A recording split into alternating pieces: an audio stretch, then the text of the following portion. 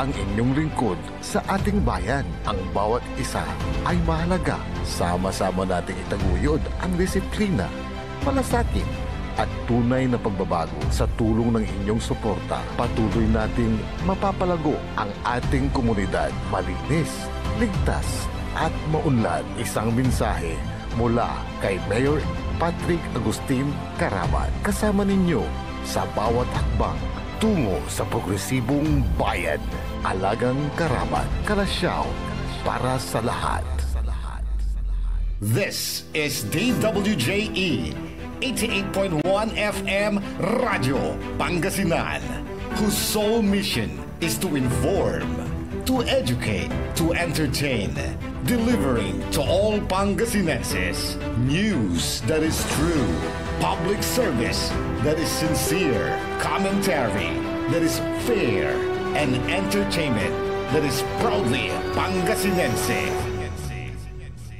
This is your DWJE 88.1 FM Radio Pangasinan, going beyond just being number one, working towards total domination. Jad Dagupan, walay saksakay ya radio station ya iyayag nasaray Dagupeño. Jad Bacayao Norte, Paborito. Bacayao Sur, Paborito. Barangay 1, Paborito. Barangay 2, Paborito. Barangay 4, Paborito. Tanchat Bulusan, Paborito. Aya, 88.1 Radyo Pangasinan. Balita sa umaga. Musika walang sawa. Pangasinan Gulf Waves Network Corporation. Sa Pangasinan, ito ang DWJE 88.1 FM Radyo Pangasinan. Paborito. Kahit saan sulok ng Pangasinan, Paborito. ikaw ang pinag-uusapan. Paborito. Ang radyo na paborito ng bayan. Paborito. DWJE 88.1 FM ang pinapakinggan. Paborito ng kabataan at matatanda. Paborito. Paborito. Paboritong pakinggan sa bus, tricycle, jeep at mga opisina. Paborito mo, paborito ko, paborito natin lahat. DWJE 88.1 FM Radyo Pangasinan. DWJE 88.1 FM Radyo Pangasinan.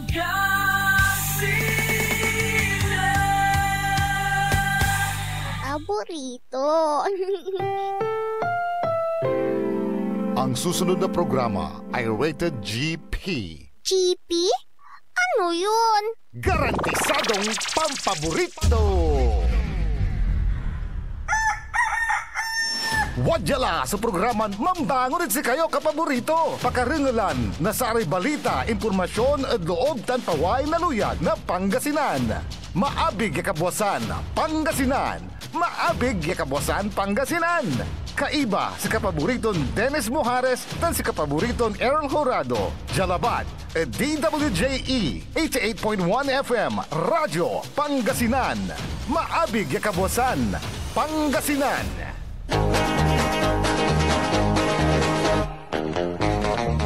Oras alas 6:05 nakabuwasan. Masantos tan maabig iya kabuwasan luyag na Pangasinan.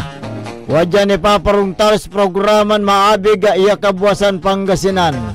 Pakasulan na saray balitad lokal, balitad nasyonal. Agawa at loob na 24 oras. Naringlan jalabat DWG 88.1 FM Radyo Pangasinan paborito. Nakalupyo da sayang kabuwasan Makterion Lingkor Timog ti Pangasinan Dennis Mujares. Kay bamot si kapaborito Errol Horado. Tanya technical control si Engineer Nixon Dakala. Agunatan na Lunes Pizza 11 at bulan na Agosto 2025. Jada saray ulo na balitad lokal. Balitad kabuasan, Jad Radyo Pangasinan. Duaran managlako na pising at bakyar at motorsiklo embate kay patambalan. Balitad kabuasan, Jad Radyo Pangasinan. Agne anta na object aromog jadayat at Infanta Pangasinan. Balitad kabuasan, Jad Radyo Pangasinan. Laki inarrested kason libilo ng piyansa na 80,000. Balitad kabuasan, Jad Radyo Pangasinan.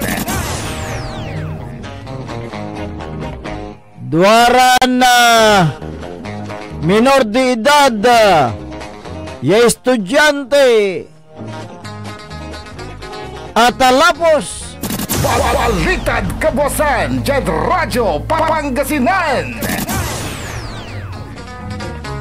Jada balita da national modus the overpriced flood control infra project Simangaw. Balitad kabuasan, Jad Radyo Pangasinan. 284 million piso ya footbridge jad Maynila intilak ya katiwangwang aga insumpal na DPWH. Balitad kabuasan, Jad Radyo Pangasinan. Senate hearing ada online gambling kasadulad Agosto 14. Balitad kabuasan, Jad Radyo Pangasinan. Kinloob na illegal ya karne nan lapod China asamsam na CIDG. Balitad kabuasan, Jad Radyo Pangasinan. Iloob ng Goryeo at Philippine Area of Responsibility babantayan na pag-asa. Balitad kabuasan, Jad Radyo Pangasinan. Oras nila alas 6:08 na kabuasan tanatan wadyaray detalye at balita lokal.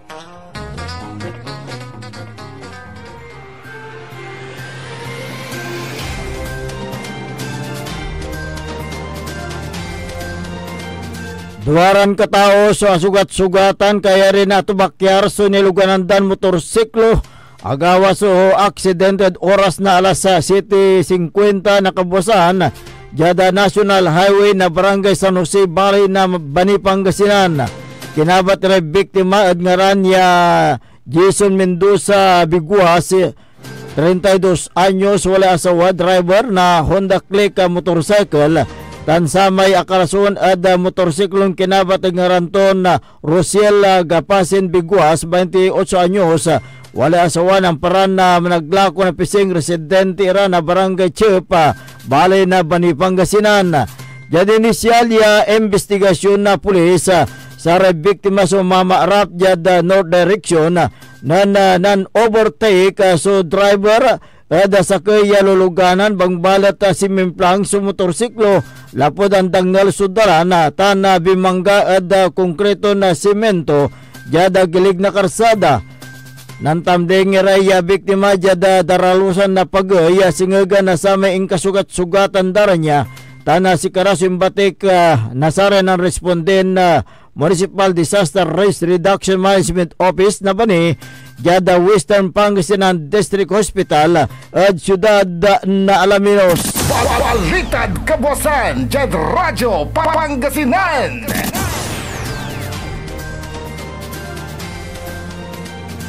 Wala sa recovery agnianta na yellow torpedo ship object jad Balay na Infanta Pangasinan ya rumog at oras na alas 11:45 na kabuasan ya intawag at telepono nan Mr. Gabrino Kituro 48 anyos wala asawatan sa may boat captain na FB Jan Clifford residente na Barangay Cato at Balay na Infanta Pangasinan.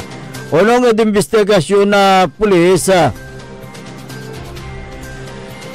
ya impasabi ada kinan na PNP Provincial Director Colonel RB Merculio sa may unidentified object so arumog manlulutaw jad dayat yanang nang jad vicinity na dayat wala karawiton na 160 nautical miles sa northwest na Infanta, Pangasinan.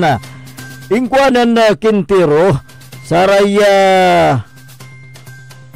o sikaras manaala na sa may sira nan sikaray umpawila da Cato Infanta aneng nang daso yellow torpedo ship object yawalay balaton 100 kilograms tan saya so in assemble underwater survey device o autonomous underwater vehicle unong ada boat captain ang pumata so naimalton hazard singa impanterter na fluids exposed wiring o explosives sa may object so inlugan at motorized fishing boat na FV Clifford impalapag ng Quintero dati mat kabiyangan na Citizen Armed Forces Group Unit o CAFGO personal na Philippine Navy kanyan tampol to na in coordinate so arumog ton object jad oras na alas 2 sa nangaram sa Agosto 7, 2025 sa kaya Philippine Navy tan na sa kaya operator so limugan at MBCA so imasinggar at Jana Clifford walay karawito na samplora nautical miles na territorial water na Infanta, Pangasinan sa mayabitlan object so walay walang poder na Infanta Police for proper disposal tan gawaan sa inspection kanyan na si Karay aki-coordinate jada Philippine Coast Guard, Philippine Navy tan Philippine Maritime Units. Balitad Kabuasan, Jed Radyo Pangasinan. 14 anyos siya estudyante at talapos na motorsiklo at oras na alas 7:11 na Kabuasan agawa sa aksidente jada National Highway na Barangay San Aurelio 2nd, Balay na Balungaw, Pangasinan. Sa may Rida Black Kawasaki Barakoy mamanihoan na Alan Reyes Niro, 46 anyos wala sawa. So akatalapos na umubultang 14 anyos estudyante residente ng Barangay San Aurelio 3rd, Balay na Balungaw, Pangasinan. Diyan ginawa ng investigasyon na sa may motorsiklo sumbabatik jad National Highway mamarap jad east direction ng biglaton na talapos so umbubultang niya biktima akagamor na sugata sa biktima jad nandro ang party na laman tan sikato'y tampol yung batik jad Balungaw Rural Health Unit yan tambalen so agamoran ton sugata lega niya sa may driver ng motorsiklo sa sugatan matan sikato'y yung batik jad patambalan. Balitad Kabuasan, Jed Radyo Pangasinan. Laki na resto kason libilod oras na alas 11 na Kabuasan jad Barangay Malasin na Balay na Pusurobyo, Pangasinan. Kinabat so kaya siningkat ya suspect at ngaranton Leo Reyes Kawili si kato'y siningkat na otoridad base at biskag na warrant of arrest siya impaksob na Regional Trial Court First Judicial Region Branch 32 Agulaw Union makalanura da kaso nin sungkay na Article 353 tan wala da silong na Article 355 na Revised Penal Code ya inamindaana na Republic Act 10175 o kason libilo sa may suspect so inggan na korte yamampian sa kantidad na 80,000 pesos ya si katunatan so walad kustodiya na Pusurubyo Police Station. Balitad Kabuasan, Jed Radyo Pangasinan. Narangalan na rin katubukilan niya balita da lokal antis tanon da pagadasare balita nasyonal wajan ni Repigaran Paimano. This is Pangasinan Gulf Waves Network Corporation in Dagupan City, DWJE 88.1 FM, Radyo Pangasinan. Hindi ba napapansin ang inyong negosyo, mga kapaborito? Abay, magpa-advertise ka na dito sa DWJE 88.1 FM, Radyo Pangasinan. We are located at the 3rd floor of Jumel Building, A.B. Fernandez East, Dagupan City. Or you may contact us at 0968-444-3699 0917-4290 or 0956-168-4908. O bueno mga kapaborito, magpa-advertise na!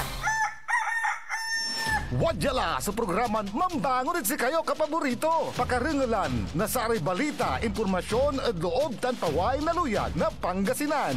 Maabig yakabwasan Pangasinan. Maabig yakabwasan Pangasinan. Kaiba si kapaboriton Dennis Mojares dan si kapaboriton Errol Horado. Jalabat at DWJE 88.1 FM Radyo Pangasinan. Maabig yakabwasan Pangasinan.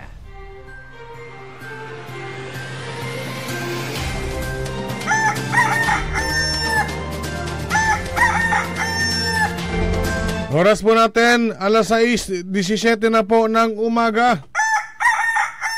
6:17. Ako po ang inyong kapaborito, Kuya Errol Jurado, at narito na po ang detalye ng ating mga pambungad. Almusal Balitang Nasyonal. Radyo Pangasinan, Almusal Balita.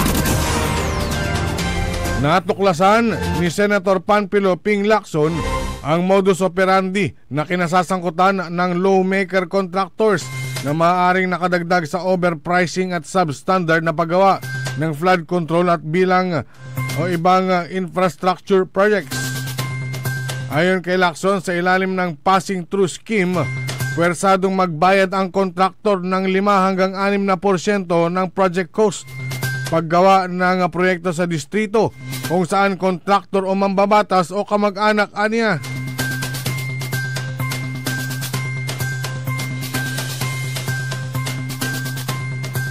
Ayon kay Lacson, halimbawa sa hari sa distrito ay ang congressman na at the same time kontraktor o kamag-anak na kontraktor o kaibigan ng kontraktor. Pag may kontraktor na papasok, magbabayad ng 5% passing through, parang toll. Bawas na kagad sa cost ng proyekto. Na alam ng Department of Public Works and Highways. Ayon kay Panfilo Ping Lacson, may passing through fee na 5%, minsan nagiging 6%. Na pag kinumpute lahat-lahat base sa mga na-gather niyang informasyon na galing sa kontraktor, binabalidate ng ibang kontraktor na nagdidil sa DPWH ang computation pag dinedak lahat ng bayad at komisyon at kung ano-ano pa. Kawawa ang proyekto. Ayon kay Ping Lacson, saan kukunin ng kontraktor kundi mag-substandard o mag-shortcut. Nang tinanong kung magkano na lang ang matitira para sa proyekto matapos bayaran ng passing through fee, komisyon at ibang buwis. Ayon kay Panfilo Ping Lacson, minsan wala pang 40%. Isa sa mga halimbawa ng shortcut na binanggit ni Lacson ay paggawa ng 50-meter na dike flood control mitigation project sa halip na 150 meters na ayon sa project specification. May ibang kaso rin sa halip na 6 na metro ang pagbaon ng sheet piles ay 3 metro lang ang pagbaon. Ang isa pang halimbawa ay ang hindi paghalo ng graba at buhangin sa pundasyon ng flood control projects. Ngunit ang pinakamasama ay may namatay dahil sa pagguho ng mga proyekto. Nais ni Lacson na makita ang listahan ng DPWH ng flood control projects na isinumite nito sa Malacanang at makita rin kung mapaparusahan ang mambabatas na kontraktor, mambabatas na kaibigan ng kontraktor kung may sapat na katibayan. Radyo Pangasinan, Almusal Balita. Samantala, naisama ni Senator Erwin Tulfo na paimbestigahan sa Senado ang isang footbridge sa Maynila na bukod sa daan-daang milyong pisong overprice, iniwang hindi tapos ng DPWH o Department of Public Works and Highways. Ayon sa dokumento na nakuha ni Senator Tulfo mula sa DPWH, ang Pasig River Esplanade Footbridge ay pinondohan noong 2019 ng mahigit 284 million pesos at may haba lang na 350 feet o 107 linear meters. Ayon pa sa senador, base sa records ng ahensya, ang Binondo Intramuros Bridge at ang Estrella Pantaleon Bridge na kapwa sa Maynila ay nagkakalaga ng 1.3 million pesos kada metro. Pero itong footbridge na nasa 2.6 million pesos ang halaga kada metro. Ayon pa kay Senator Tulfo, dapat ipaliwanag ng DPWH bakit mahal ang footbridge na ito kaysa sa dalawang tulay sa Binondo na daanan ng mga sasakyan. Pero ang masaklap, 6 na taon na hindi pa tapos ang tulay dahil wala pa sa kalahati ang naitatayo, dagdag pa ng senador. Ang masama pa raw niya ay ubos na umano ang pondo na 284 million pesos. Napag-alaban na panahon pa ni DPWH National Capital Region Director Ador Canlas.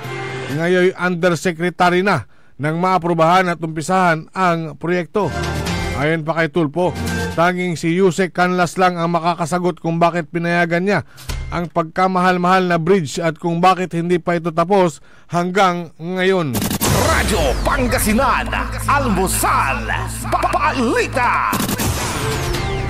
Sa iba pang mga balitang nasyonal, sa darating na August 14, pangungunahan ni Senator Erwin Tulfo ang pagdinig sa Senado ng mga panukalang batas na pupuksa sa masasamang epekto ng online gambling sa bansa. Bagamat total ban ang nais ng senador, pakikinggan pa rin umano niya ang posisyon ng gobyerno tulad ng PAGCOR, Department of Finance. Aniya titingnan pa rin ang pros and cons kung tuluyan ng masawata ang online gambling. Tatalakayin ng Senate Games and Amusement Panel ang 4 na batas, 3 resolusyon at privilege speech patungkol sa online gambling. Radyo Pangasinan, Almusal, Balita.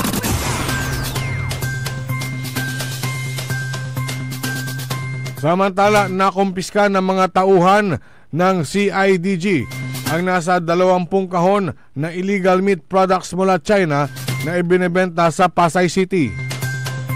Sa report na tinanggap ni CIDG Director Police Brigadier General Christopher Abrahano, dinakip din ang isang negosyante sa alias ZJ matapos maaktuhang nagbebenta ng ipinagbabawal na imported na karne ng manok sa isang minimart sa Cartimar sa Pasay City noong August 5 taong kasalukuyan. Kabilang sa nasamsam ay poultry products tulad ng Peking duck, yellow chicken, blackened chicken at karne ng palaka na pawang galing sa People's Republic of China. Ipinagbabawal ng Department of Agriculture ang mga produktong ito dahil sa presensya ng highly pathogenic avian influenza na virus strains na maaaring makahawa sa tao. Paliwanag ni Abrahano tungkol sa estado ng tiyakin ang kaligtasan ng publiko sa pamamagitan ng wastong inspeksyon at pagbabantay sa mga produktong pangkonsumo lalo na sa pagkain. Naharap ang suspect sa kasong paglabag sa Republic Act No. 9296, Meat Inspection Code of the Philippines at Republic Act No. 7394, Consumer Act of the Philippines dahil sa iligal na pagbebenta ng mga produktong mapanganib sa kalusugan.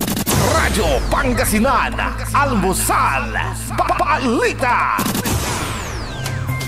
At sa pinakahuling balitang nasyonal, nakatakdang pirmahan ni Pangulong Ferdinand Marcos Jr. ang panukalang batas na magpapaliban sa barangay at sangguniang kabataan elections. Ayon sa Pangulo, kailangan munang tutukan ang kauna-unahang eleksyon sa Bangsamoro Autonomous Region in Muslim Mindanao o BARM sa darating na Oktubre. Sa August 14 ay nakatakdang maglaps into law ang panukalang nagpapaliban sa BSKE na sa halip na December 1, 2025 ay gagawin ang eleksyon sa Lunes ng Nobyembre 2026. Noong June, niratipikahan ng Senado at House ang Bicameral Conference Committee report na nagtatakda sa 4 na taong termino mula sa kasalukuyang 3 taon na limit sa barangay at SK officials. Radyo Pangasinan, Almusal, Balita. At sumayin niyo ang ating mga pambungad, Almusal Balita. ngayong araw ng Monday. Oras po natin alas 6:26 ng umaga. Radyo Pangasinan, Almusal, Balita. Ang puta-putang Iran Balita. Hiya naman kayo sa inyong kapwa Pilipino. Ang puta-putang Iran Sunata. They say Son, ang puta-putang Iran Impormasyon. Aya, so DWJE 88.1 FM, Radyo Pangasinan. Paborito. we want you well, cause we care. Here at WellCare Diagnostic Center. Deserve mo ng best care, kaya dito ka na sa WellCare Diagnostic Center. We want you well, cause we care. Here at WellCare Diagnostic Center. Visit WellCare Diagnostic Center, located at the Pandan Town Center, Mapandan, Pangasinan. For reliable and top-notch healthcare services, you deserve the best care. WellCare Diagnostic Center. Financial needs? Sagot ng First Choice Finance Corporation yan. They offers loans, collateral loan, auto loan, motorcycle loan, real estate loan, character loan, at marami pang iba. They are located at the second floor, GNM Building, number 86, Bunuan Gazette, Centro, Dagupan City. May branch din po sila sa Urdaneta City at Baguio City. First Choice Finance Corporation. For more information, you may contact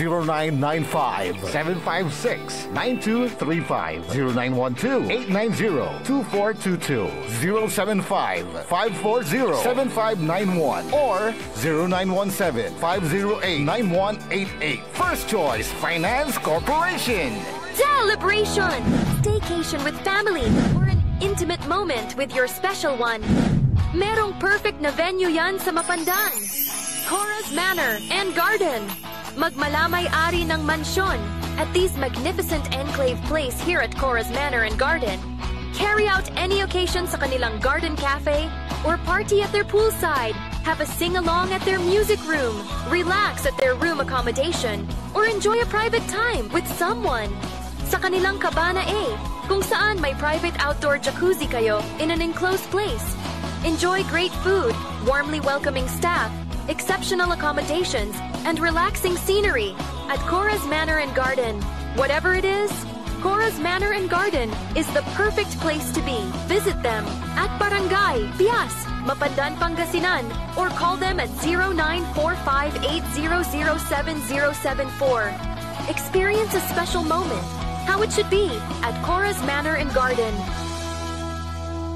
Get that beautiful makeover and hairstyle the way you want it. Visit Barber's Salon for Men and Women at Pax Building, JL de Guzman Street, Poblacion, Mangaldan, Pangasinan. Barber's Salon for Men and Women is open daily until 6:30 p.m. Feel confident, feel beautiful. Let Barber's Salon for Men and Women bring out the best in you with their well-experienced barbers and beauty experts. They also offer their original Barber's pomade and other beauty products for women. Book yourself now and call Barber's Salon for Men and Women at 0917-533-3552 or 075-656-4119. Walk in and walk out with pure confidence.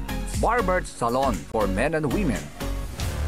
Mas pinalakas, mas pinatindi, mas pakikinggan.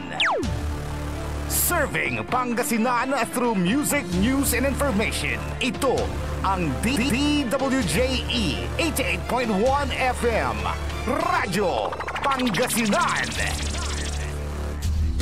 Diyan Pangasinan, walay saksakaya radio station ya iiyag na saray Pangasinense. Diyan Aguilar, Paborito. Basista, Binmale, Paborito. Bugalion, Labrador, Paborito. Lingayen, Paborito.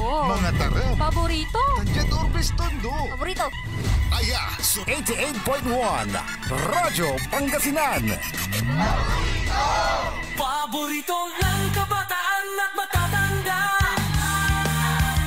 Paboritong pakinggan sa bus, tricycle, jeep at mga opisina.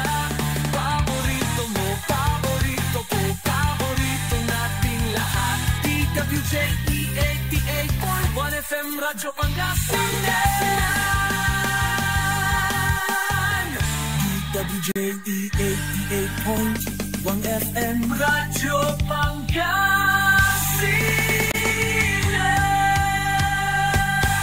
Paborito.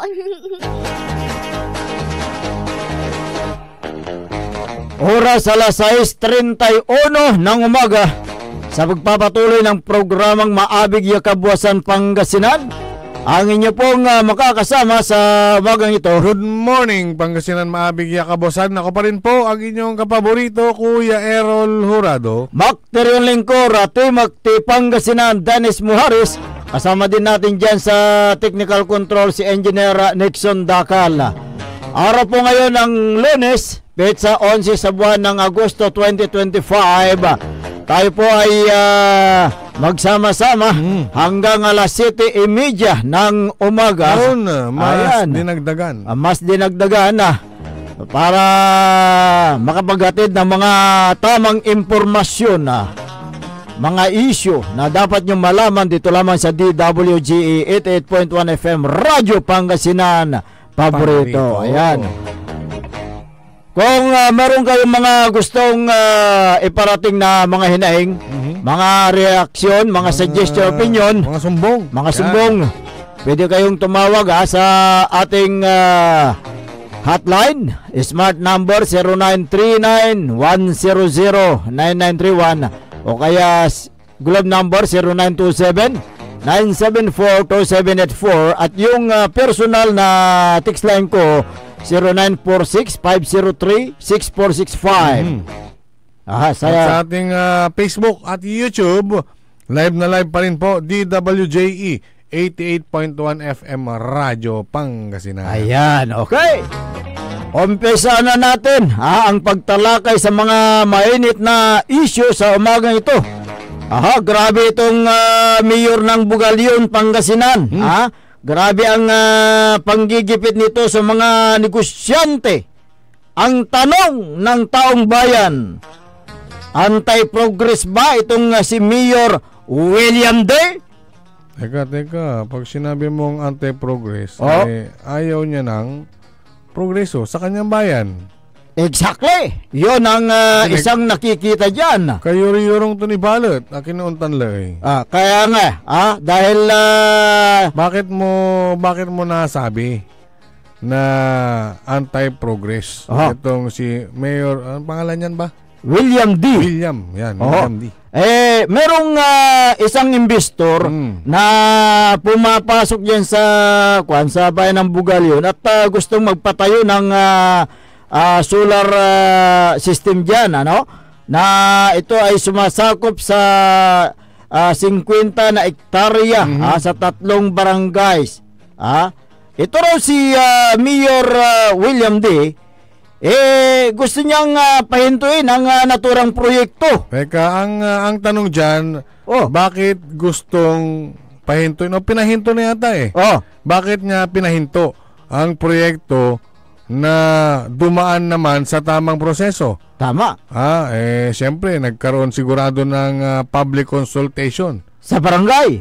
Sa barangay. Ini-endorso ng tatlong barangay. 3 barangay. Sa sangguniang bayan ng Bugalyon. Ngayon, in-endorso na ng 3 barangays na sumasakop dyan sa 50 na ektarya na pagpapatayuan ng naturang proyekto. Ngayon, ang sangguniang bayan ngayon ay gumawa ng resolusyon at inaprobahan nila na walang objection.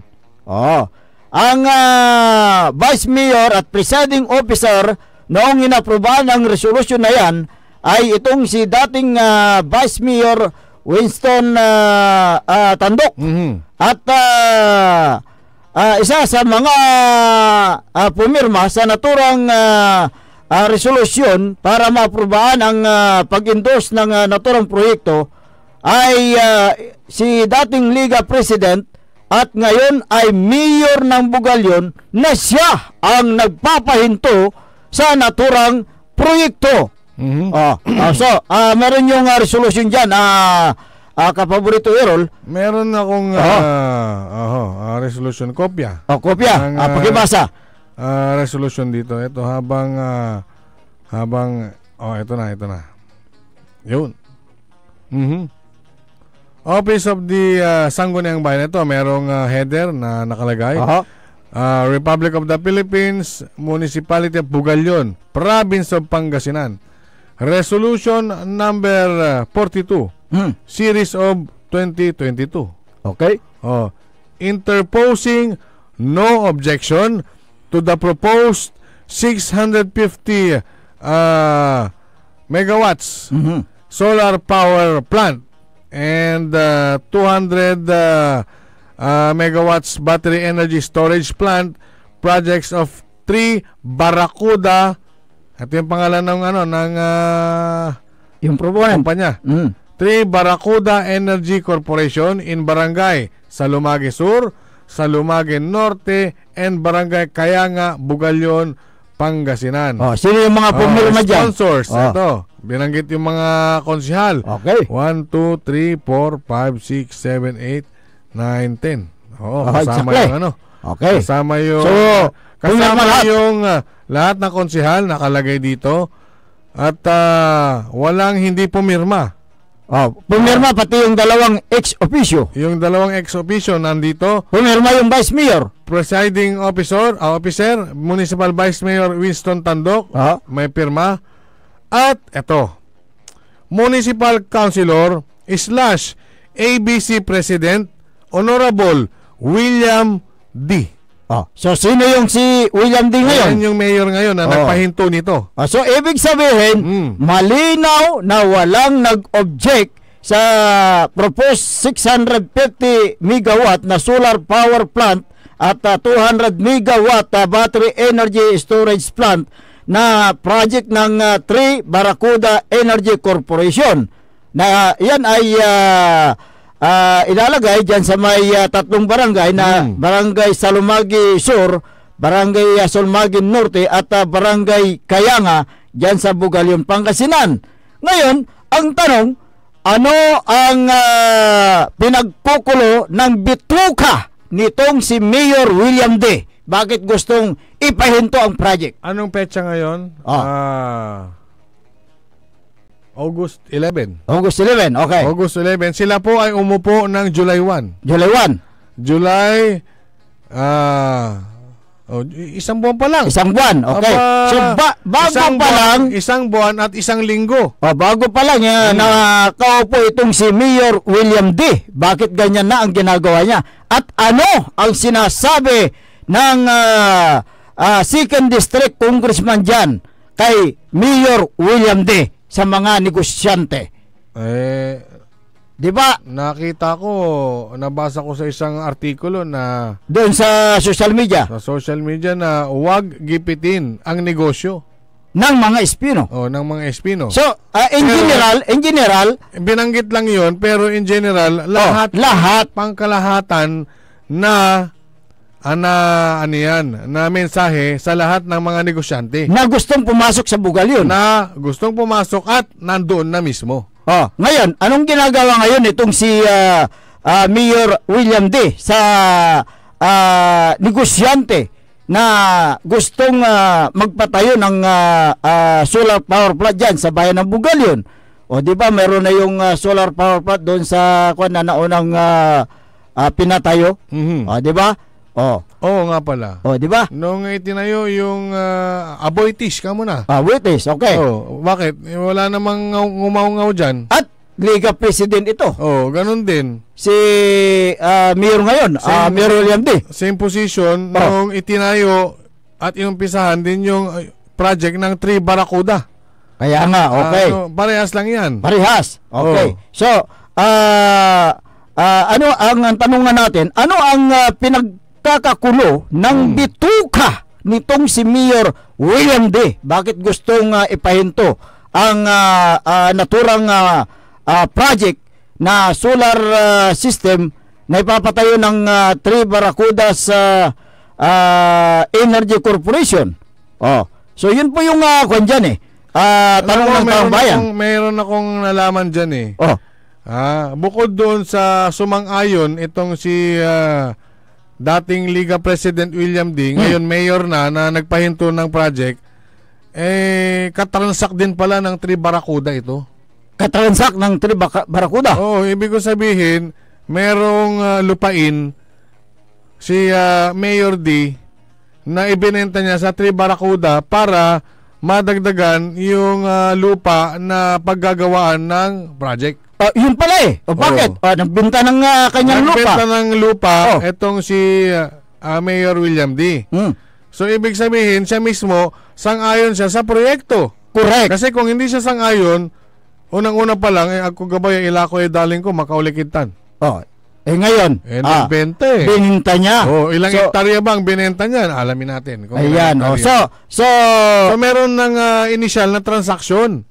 Itong si Mayor William D, bago pa lang mag-umpisa ang proyekto.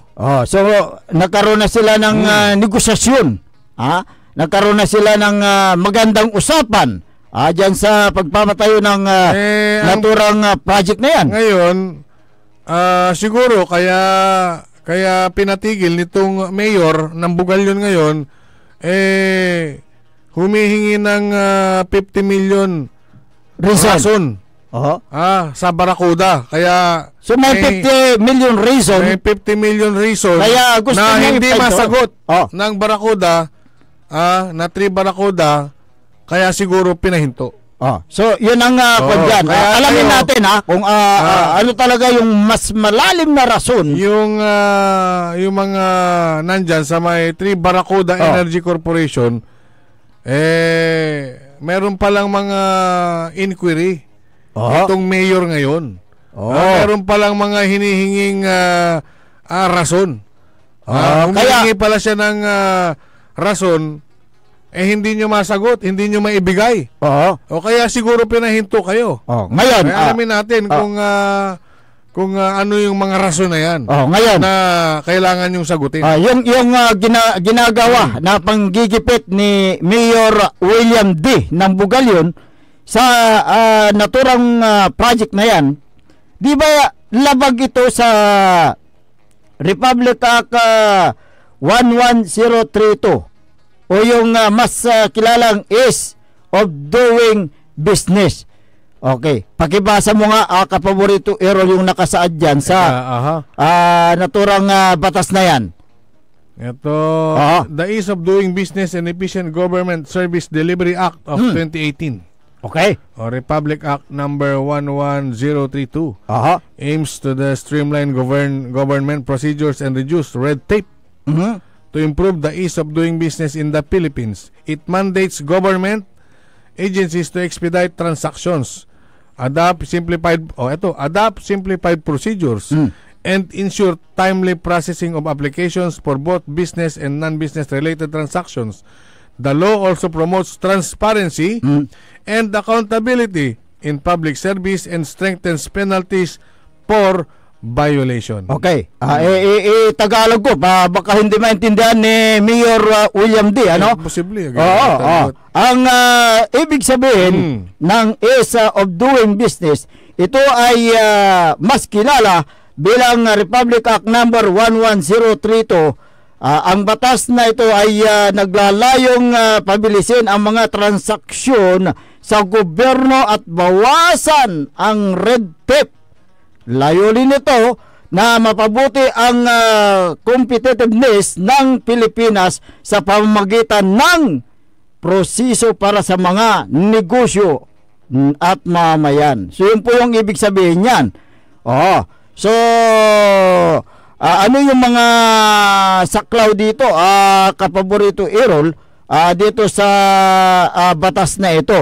Di ba? May kwan dyan So yun po yung ibig sabihin ng Ease of Doing Business. Kaya itong si Mayor D, sa panggigipit niya sa naturang proyekto na yan, meron siyang pananagutan sa batas, di ba? Meron siyang pananagutan sa batas. Isa kang... Kasi ang pinupuntuhan dito, bakit nung siya na naging mayor, bakit naging ganun na lang yung desisyon at pahintuin?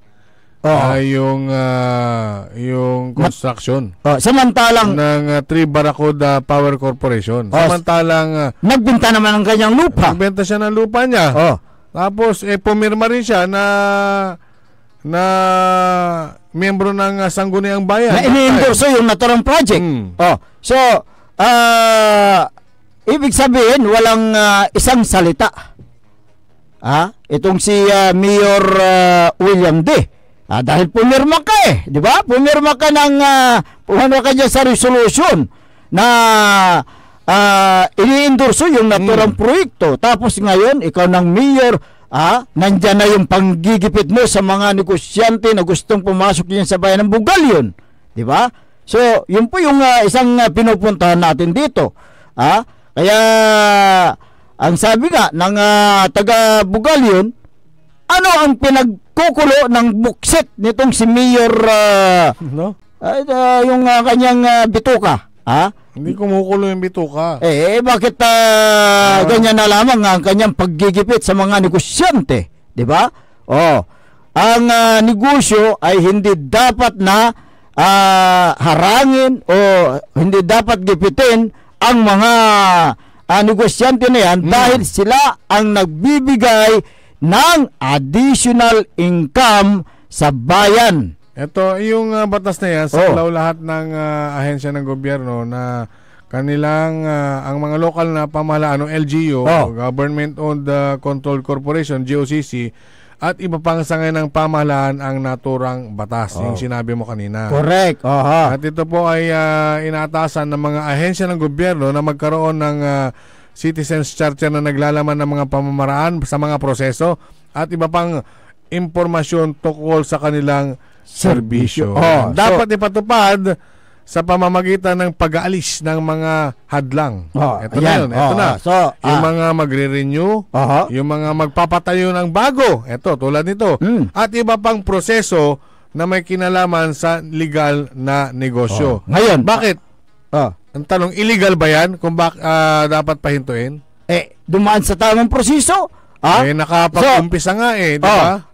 Yung mga tatlong barangay dyan sa Bugalyon na sumasakop dyan sa 50 hectares na pagpapatayuan ng solar plant ay sumasang-ayon yung mga barangay council. Kaya nila inendorso ang naturang proyekto sa Sangguniang Bayan. At ang Sangguniang Bayan ngayon ay gumawa ng resolution endorsing the project. Pumirma lahat, walang nag-object. Ibig sabihin, sang-ayon sila lahat, nakabilang dyan itong si dating Liga President at ngayon ay Mayor ng Bugalyon. Si Mayor William D. Alam mo, meron tayong meron tayong tinatawag na ARTA. Yung sa may anti-red tape na nangangasiwa at nagpapatupad ng pambansang patakaran tungkol sa ease of doing business. Para malinisan yung anumang panggigipit sa mga opisyal ng gobyerno, sa mga business, negosyante, sa mga negosyante at mga negosyo na nandoon sa kanilang area of responsibility. Correct.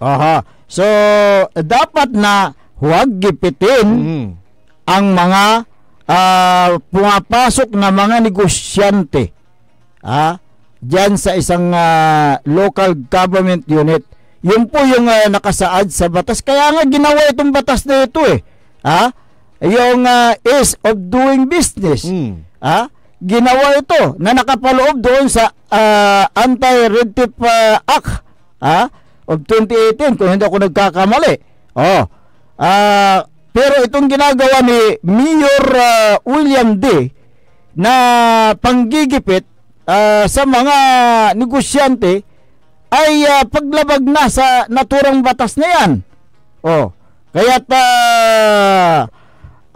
ito ay dapat na maimbestigahan ito at dapat na magsampa ng kaukulang kaso ang proponent ng project para mabigyan ng tamang leksyon itong si Mayor William D.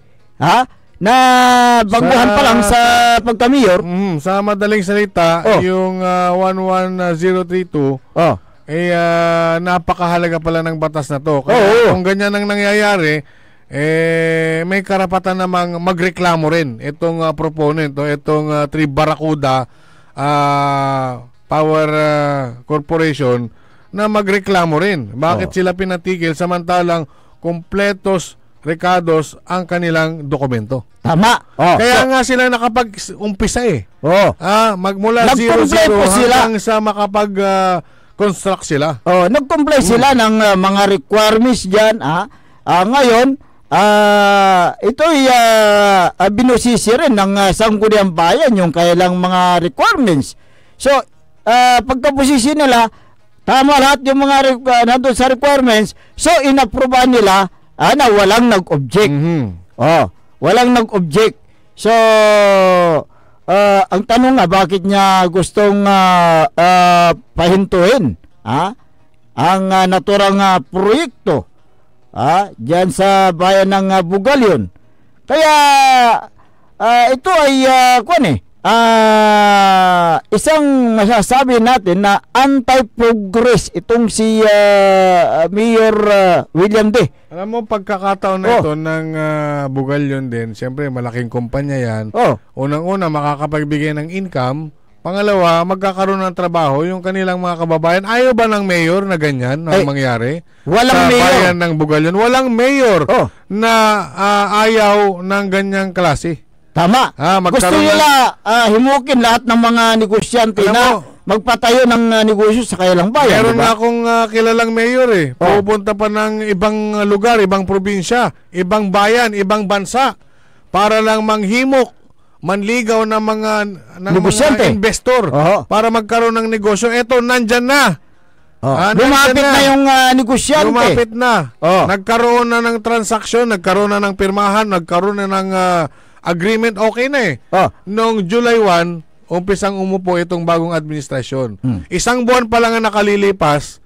Ayan, wala pang isang buwan pala kasi noong nakaraang araw pa yan Pinapahinto.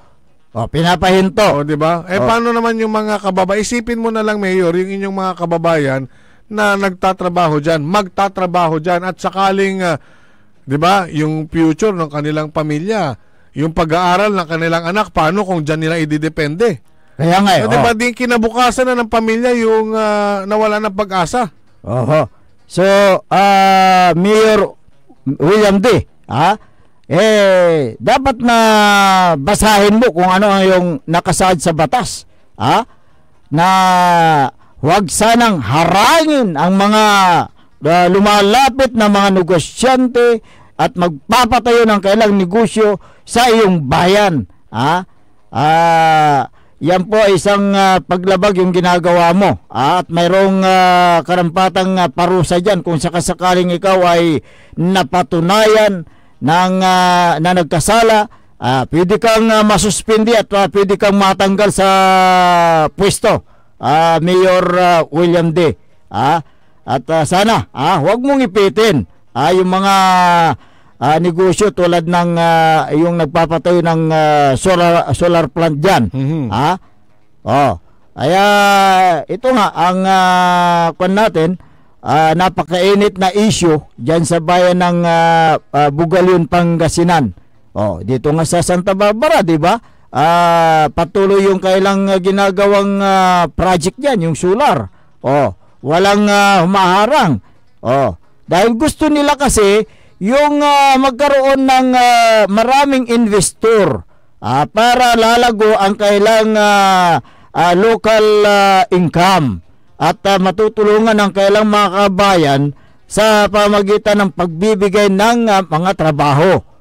Pero kabaliktaran naman dyan sa bayan ng Bugalyon. Dahil itong si Mayor William D. Ayaw niya. Ayaw niya. Ano kayang pinagkakakulo ng kanyang bituka? Bakit ganyan? Baka yung tama nga yung sinasabi mo, mayroong 50 reason. 50 million reason. Kaya yan siguro. Bantayan natin yan at alamin natin ang buong katotohanan at sa isyung ito. Okay. At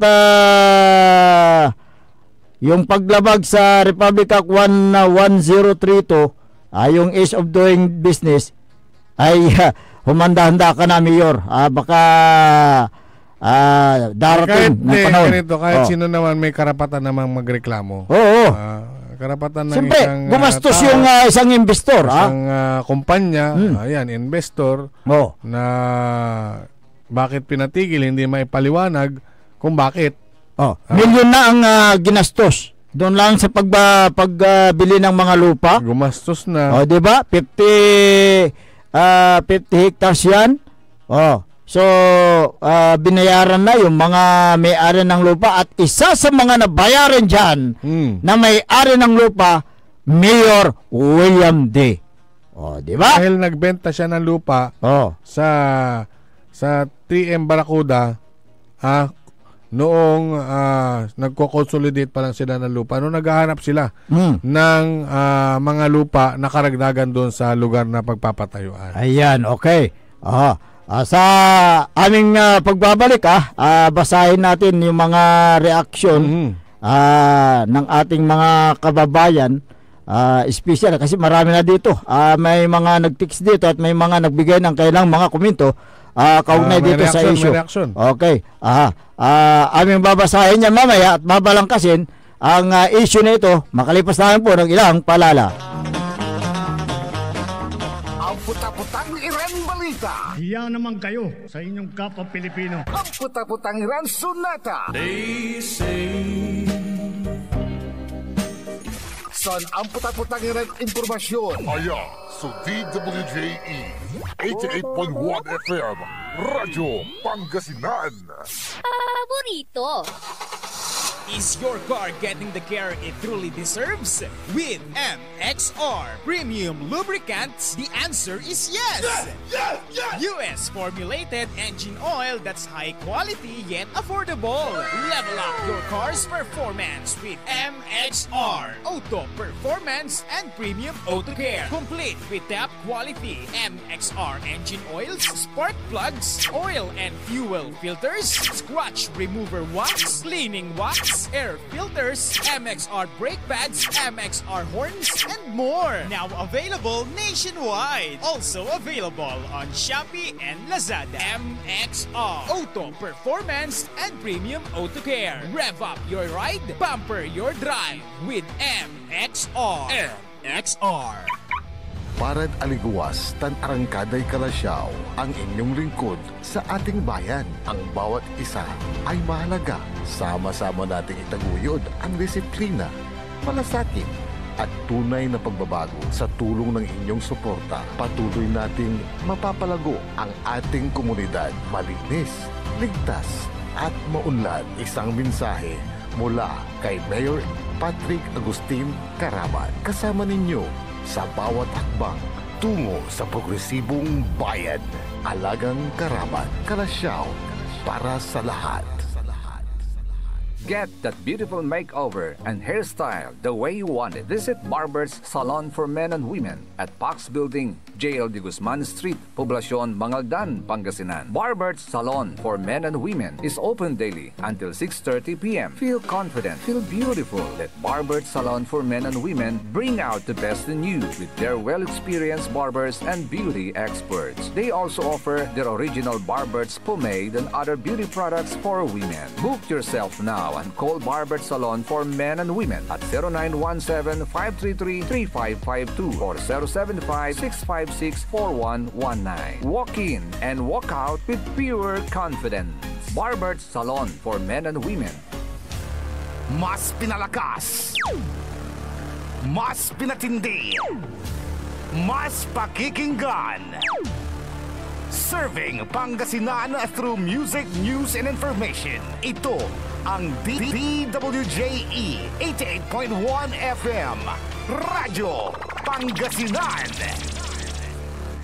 Jat Dagupan, walay saksakay ya radio station ya iyayag nasaray Dagupenyo. Jad bunuan binlog. Paborito. Bunuan bukid. Paborito. Bunuan geset. Paborito. Kalmay. Paborito. Karaen. Paborito. Tanjad karanglaan. Paborito. Aya, so 88.1 Radyo Pangasinan. Balita sa umaga. Musika walang sawa. Pangasinan Gulf Waves Network Corporation. Sa Pangasinan, ito ang DWJE 88.1 FM Radyo Pangasinan. Paborito. Kahit saan suplok ng Pangasinan, Paborito. ikaw ang pinag-uusapan. Paborito. Ang radyo na paborito ng bayan. Paborito. DWJE 88.1 FM ang pinapakinggan. Paborito ng kabataan at matatanda. Paborito. Paborito. Paboritong pakinggan sa bus, tricycle, jeep at mga opisina. Paborito mo, paborito ko, paborito natin lahat. DWJE 88.1 FM Radyo Pangasinan. DWJE 88.1 FM Radyo Pangasinan.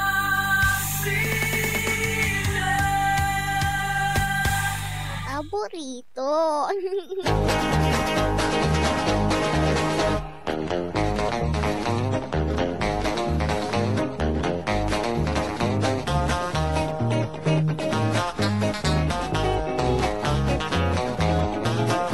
Oras alas 7:02 ng umaga sa pagpapatuloy po ng ating palatuntunan. Maabig Iyakabwasan Pangasinan. Siyempre, ang inyo pong nakakasama sa umagang ito. Ako pa rin po ang inyong kapaborito, Kuya Errol Jurado. Macterion Lingkor, Timagti Pangasinan, Dennis Muharis. At kasama din natin dyan sa may technical control si Engineer Nixon Dakal. Kung meron kayong mga gustong katanungan mga reaction o suggestion, pwede kayong tumawag sa ating dito sa ating himpilan. Mga opinion, mga sumbong, idagdag nyo na rin dyan. Okay. May mga reaction dito sa... Teka, baka gustong mag-react ni Mayor. Baka gustong magbigay na kayo ng paliwanag. At bukas ang ating linya rito, 0939-100-9931 o kaya 0927-974-2784. Saba? Yung aking personal,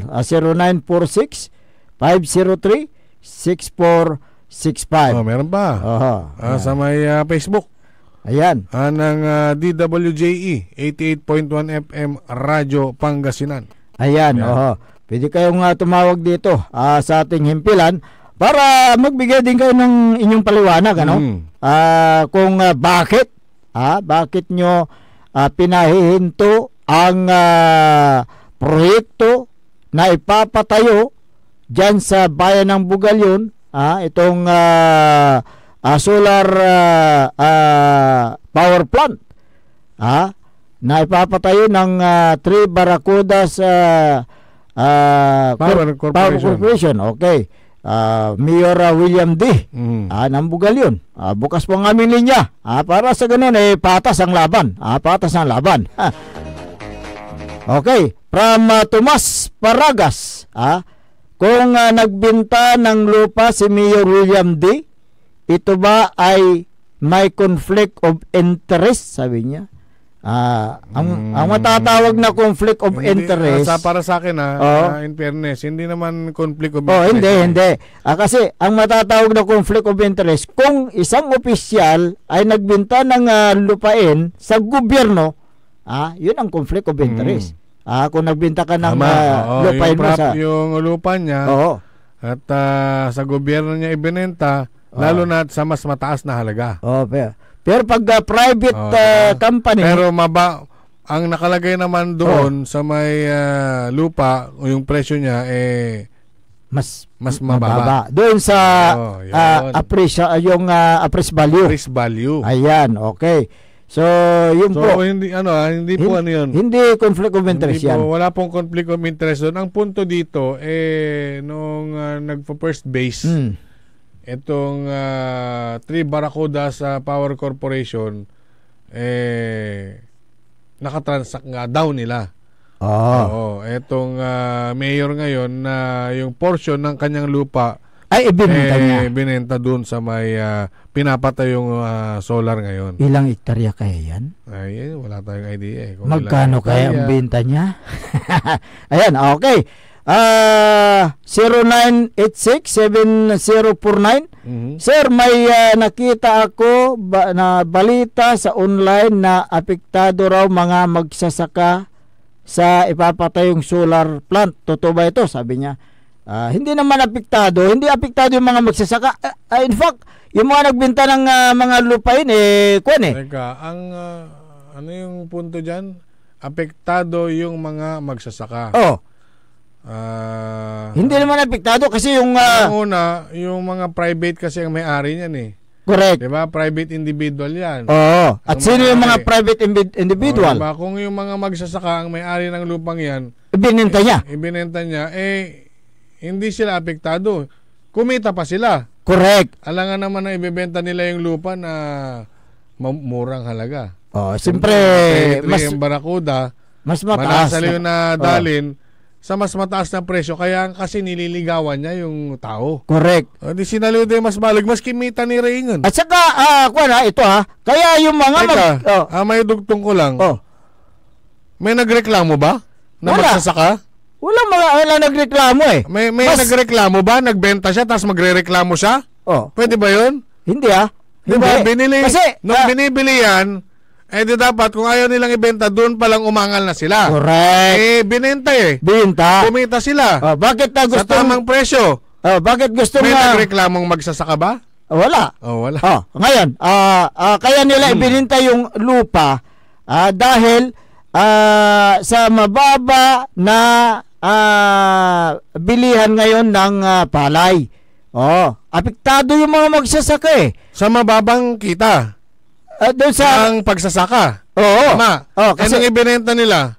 Mas kumita sila. Diba kumita sila? Ngayon, pag bininta mo yung lupa mo, bininta nila yung kailang lupa, pwede lang gamitin sa mga negosyo. Mas malaki yung kailang tubo kaysa yung sila ay natiling magsasaka dyan. At yung kailang naaaning palay ay binibili ng 7 piso kada kilo. Dahil itong pag-implementa ng 20 pesos kada kilo ng bigas. Apektado ngayon yung mga magsasaka. Ano ang gagawin mo? Mas maganda nang ibenta mo yung lupa mo. Kaya yan ang ginagawa ng mga magsasaka dyan. Ang balita ko nga dyan yung katabing portion ng nabiling lupa ng 3M Barracuda naiinggit daw yung mga magsasaka Kaya nga dapat sana nabili na rin tong lupa ko. Ngayon, kasi meron akong balita dyan na ibinenta niya yung lupa sa mataas na halaga at bumili siya ng iba. Nasakahan. Ngayon, yung sinasabi lang apektado, paano sila naging apektado? Samantalang yung solar power plant ay hindi naman nagdudulot ng carbon dioxide, hindi naman nagdudulot ng pollution dahil lang ginagamit diyan sa ano lang naman yun init ng araw. Init ng araw di ba? Hindi naman sila nagdudulot ng nagbibigay ng pollution. Bakit sila apektado? Di ba? 'Yun ang kwan diyan. 'Yan ang malinaw. Na yung sinasabi ng mga magsasaka. Sino bang mga magsasaka nang nagsasabi niyan? Wala namang may pakita. Walang may pakita. Ngayon yung nabanggit kung sino. Yung nabasa nyo sa social media. Singa ba manluluko-lukuhan, mangilakuran sa nila mareklamo? Hindi kung yung nakita nyo sa social media na balita, taliwas yan. Taliwas. walang solar power plant na magdudulot ng pollution. Hindi naman sila gumagamit ng coal o yung uling na gaya ng ginagamit ng solar power plant. Hindi naman sila gumagamit ng gasolina. Tanging init na lang at liwanag ang ginagamit para sa ganon ay makapagbigay sila ng supply ng kuryente sa mga bahay at sa mga commercial establishment, di ba? Commercial building. Ano mo pa? May amalante, may abilatan na naman yung Aboitiz. Wala naman naging problema. Wala naman yung problema. May singit ko lang yung nandito sa Santa Barbara. Di ba? Ang ganda-ganda ng transaksyon sa LGU. Na ngayon ongoing, pumapasok naman sila, karugtong bayan ng Kalasyaw naman. Di ba? Tingnan si Mayor Lito Saplan ba, pinahinto niya ba yan? Hindi. Di ba? Siyempre sabi niya naman, trabaho, may income yan magbabayad sila income generating po yan ng local government unit. At saka yung mga magsasaka naman, walang pilitan. Kung ayaw nyong ibenta, walang problema. Correct. Pero mas maganda kung ibenta nyo na para dire-diretso yung kanilang lupa. Ayun. Diba? Okay. So, yun po yung kasagutan namin dyan. Dahil alam po namin na yung mga solar plant ay wala pong ginagamit na mga coal. Yung mga uling na imported. At hindi sila gumagamit ng gasolina. Kaya't hindi po sila nakakapagdulot ng pollution. Environment friendly po. Ito, may nag-text dito. Salamat sa Salamat sa nag-text, sabi. Solar energy technologies and power plants. Ito, Power Corporation, yung solar. Do not produce air pollution or greenhouse gases when operating. Ayan. Using solar energy can have a positive indirect effect on the environment when solar energy replaces or reduce the use of other energy sources that have larger effects on the environment. So yun yung sinasabi natin yan na solar panels are largely recyclable, yung mga panel. Correct. Yung mga panel naman nila. Yun yung supporting eco-friendly. Eco-friendly disposal and sustainability. Up to 95% of the materials used in solar panel can be as materials contained with solar panels can leach into soil and under groundwater, causing environmental contamination and safety concerns if managed poorly. So meron silang meron tayong tinatawag dito na paggamit ng mga solar energy na teknolohiya ngayon. Kasi sa gusto natin, technology, sumabay ka.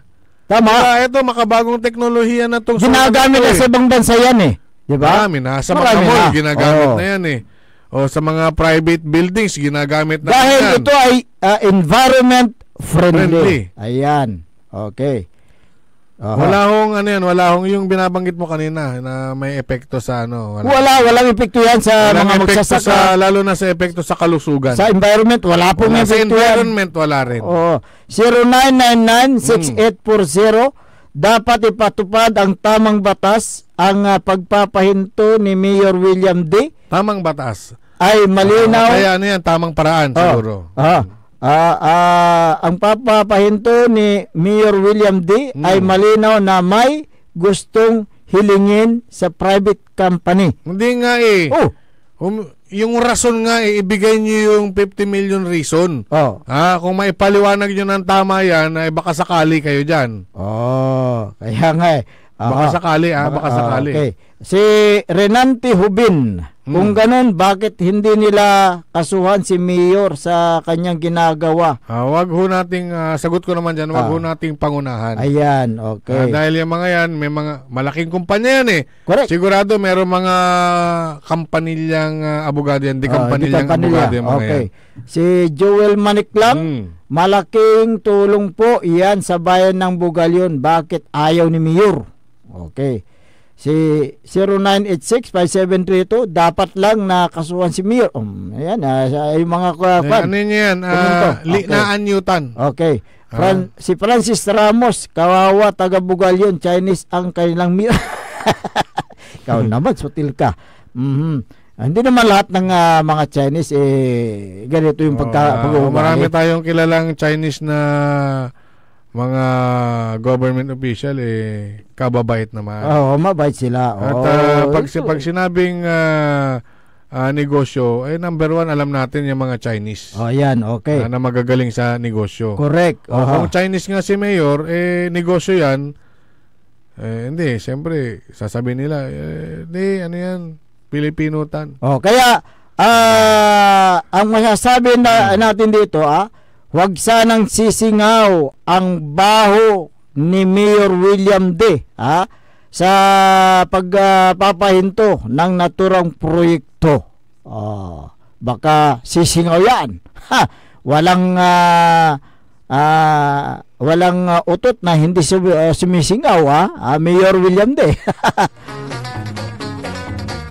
Alas 7:16 ng umaga. Yung sa magsasaka, kapaborito Ero, kasi may problema sila tungkol sa ngayon yung ba? Ibang issue na to. Ibang issue na. Abante na tayo. Pagbigyan natin ng pagkakataon itong presidente ng yung issue sa Bubugalyon, bukas na lang uli. Pagpatuloy natin dahil kukuha tayo ng mga additional na informasyon sa mga dokumento kung bakit ayaw o pinahinto ni Mayor William D. ang naturang proyekto na yan. Bukas, malaman ninyo ang buong katotohanan sa isyung ito. Okay. At dumako tayo sa ilang pang mga issue dahil may reklamo itong mga itong mga magsasaka sa buong Pilipinas actually. Buong Pilipinas. Dahil doon sa pagpapatupad ng 20 pesos kada kilo ng gobyerno nasyonal, apektado itong mga magsasaka natin dahil mababa daw yung bilihan ng palay. Mababa ang bilihan ng palay, kung kaya't Diyan sila apektado. Hindi, kaya nga pinapahold muna yung importation. Diba nung nakaraang araw meron akong binasang article diyan na ipapahold muna ng gobyerno ang pag-import ng mga bigas galing sa ibang bansa para mapagtuunan at mabigyang solusyon. Ito nga yung issue natin ngayon. Pag samot-sari ang bigas, ang mga import ay talagang bababa. Katulad nito, yung sinasabi mo na 20 pesos kada kilo, marami namang kababayan natin yung natutuwa dyan. Correct. Maraming kababayan ang natutuwa. Pero bigyan natin ng daan yung mga yung mga sinasabi mong nahihirapan. Kaya nga at kawawa. Yes, sir. Good At morning. apektado. Nasa linya natin si Mr. Juanito Espanyol, ang Pangulo ng Pangasinan Confederation of Irrigators Association Incorporated sa lalawigan ng Pangasinan. Magandang umaga po, Mr. Espanyol. Yes, sir. Magandang umaga din po. Okay. Lalo na sa inyong mga tagapakinig. Okay. Ano po ang masasabi nyo dito sa pagpapatupad ng national government sa 20 pesos kada kilo ng bigas sa buong Pilipinas? Ikaw ba ay apektado na mga magsasaka? Kami po ay sobrang apektado dyan sa 20 pesos na kilo ng bigas. Dahil unang-una, hindi naman nakikinabang ang general public dyan. Pangalawa, yan ang ginagamit ng mga traders na barometer sa pagbili nila ng palay. Okay. Kaya nga po ang ating palay ngayon ay bumagsak ng hanggang 8 peso to 12 pesos na lang ang kilo. So, Samantalang, yes po. So dati magkano po yung bintahan ng palay?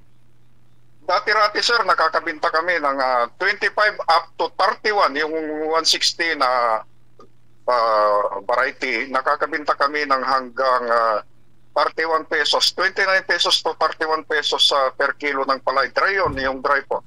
So ito ay binibili ng gobyerno natin? Ng traders po. Traders, okay.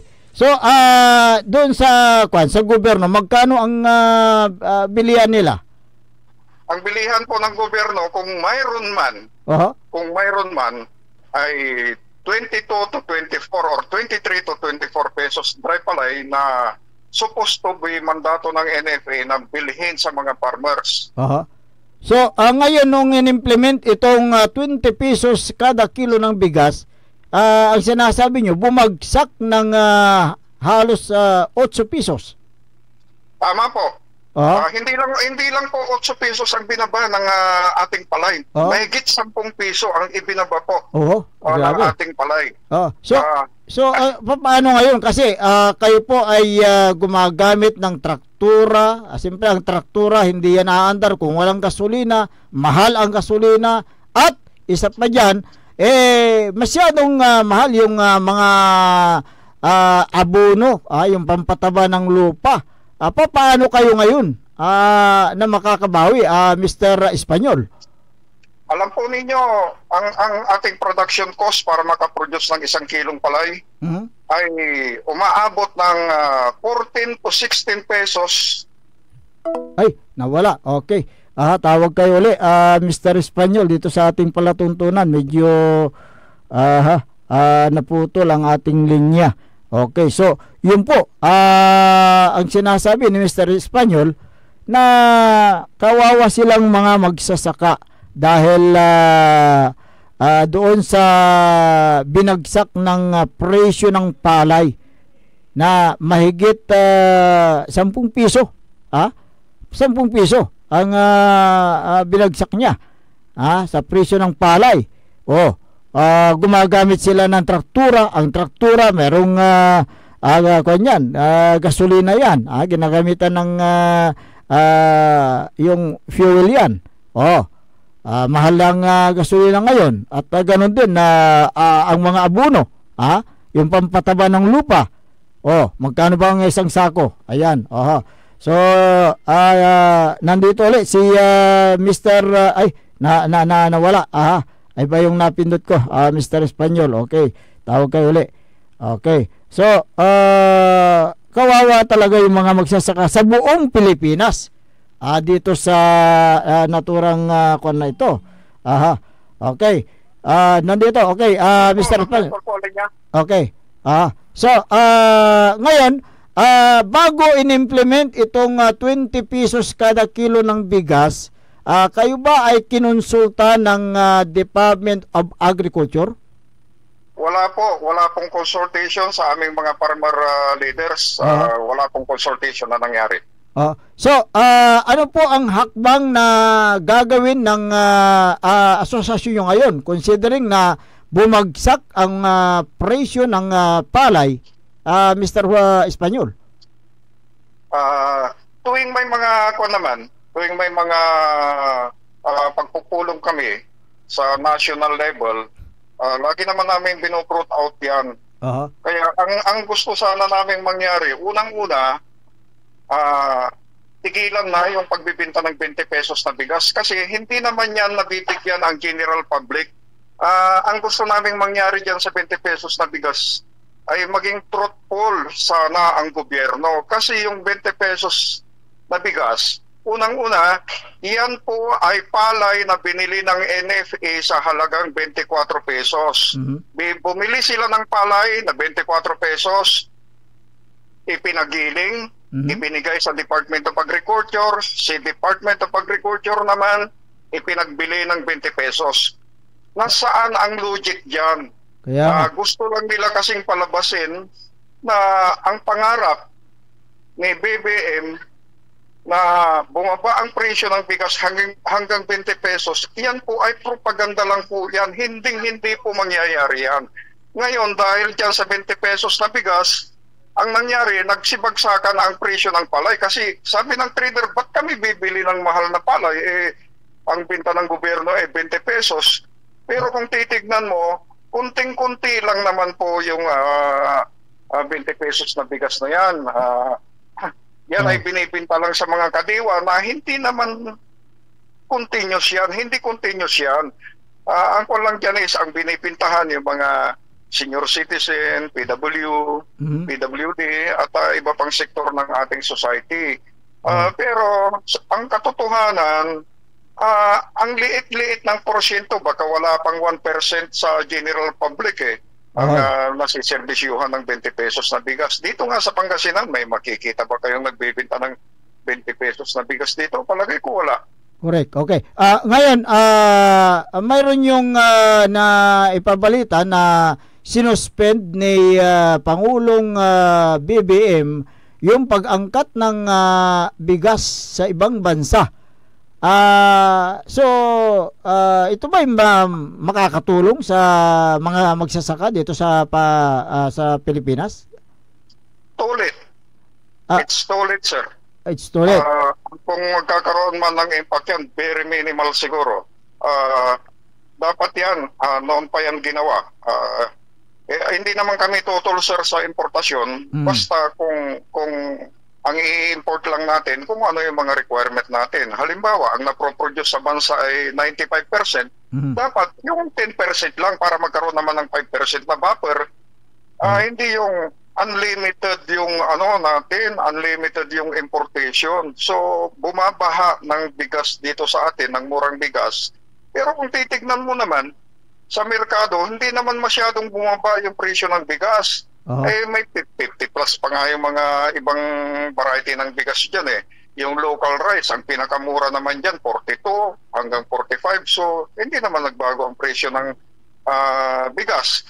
So, kung ang bintahan sa merkado ay 42, 45 up to 50, dapat ang presyo ng palay supposed to be nasa 25 to 26 ang kilo ng dry palay natin. Okay. Last question, Mr. Espanyol. Kung sakasakali na patuloy ang programa ng gobyerno na 20 pesos kada kilo ng bigas, ano ang alternative na gagawin ng mga magsasaka para sa ganon ay mabuhay din ang inyong mga pamilya? Alam po ninyo, sir, ang ating lugar dito sa Pangasinan, Nueva Ecija, Isabela, mga rice producing provinces yan. Hindi ka naman pwedeng magtanim dyan ng gulay pagka ganitong tagulan. So, alam nyo, yung mga farmers natin, 95% to 97% ng ating mga magsasaka ay tenant farmers yan.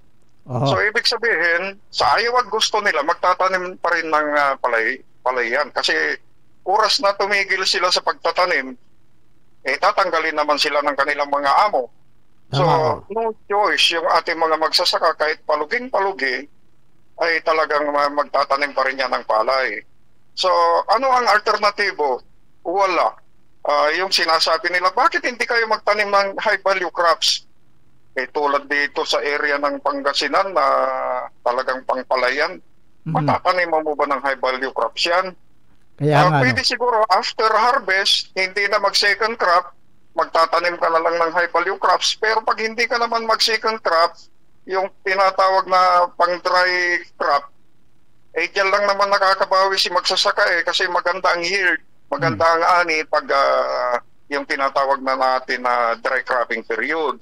Dito sa itong main crop natin na tag-ulan, yung sahod ulan, walang kasiguro daw ang mga farmers natin dyan kasi pag dinaanan ng baha, dinaanan ng bagyo, wala na, lugi na si farmer dyan. Tulad ngayon, dinaanan tayo ng matinding habagat. Marami sa ating mga palayan dito sa Sinukalan, may mga sunto harvest sana na inanod na rin ng baha. Tapos yung bagong tanim, nalubog sa baha, marami hektarya ang nasira ngayon. Okay. Thank you very much sa mga paliwanag na yan at impormasyon na Mr. Espanyol. Unless na meron kayong karagdagan na ipaparating sa ating pamahalaan, go ahead, Mr. Espanyol.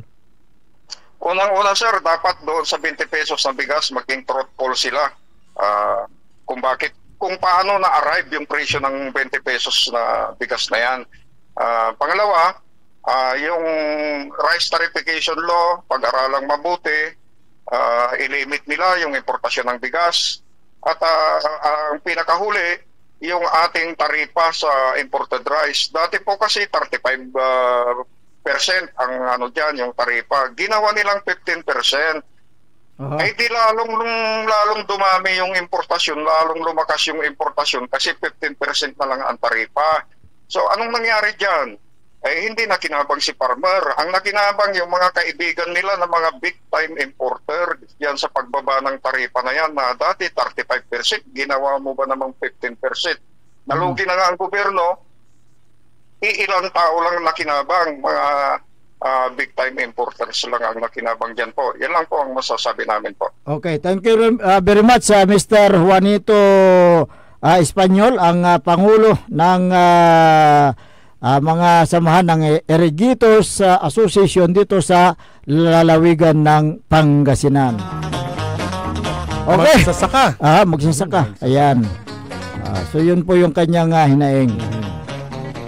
Wala na po tayong sapat na oras sa ating palatuntunan, kaya kayo po ay pansamantalang na maamalam sa Himpapawid. Ang inyo pong nakasama sa umagang ito. Ako po ang inyong kapaborito, Kuya Errol Jurado. Magtaron Lingkor, Ate Magtipangasinan, Dennis Muharis. At kasama din natin dyan sa may technical control si Engineer Nixon Dakal. Ang tabayanan ng susunod na palatuntunan, Likna ay Baloy, ng kapaborito Joseph Bacari at kapaborito RJ Jimenez. Dito lamang sa DWGE 88.1 FM Radyo Pangasinan. Paborito! Wadyala sa programan Mambangon si kayo kapaborito. Pakaringalan, nasari balita, impormasyon at loob tanpaway na luyag na pang